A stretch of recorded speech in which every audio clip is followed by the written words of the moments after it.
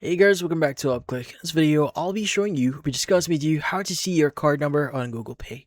But first, check a special offer in the description. So let's get started.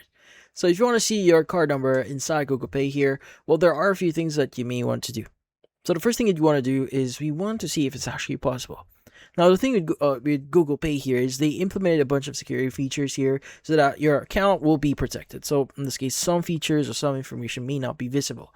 So how can you exactly see if you can view your card number? So when you first open up the app here, you should be able to see your card or your in this case the card that you have added into your account. Now in here, what you could do is you want to go ahead and just basically click on that card.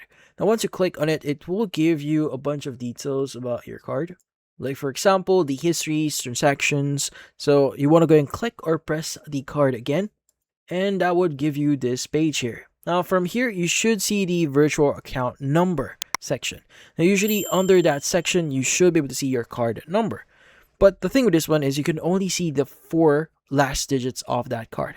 Now, due to Google Pay's or Google Wallet's security features here, you are only allowed to see the last 4 digits. So just in case someone hacks you, they won't be able to fully see your account or your card number here. Because again, this is due to security reasons.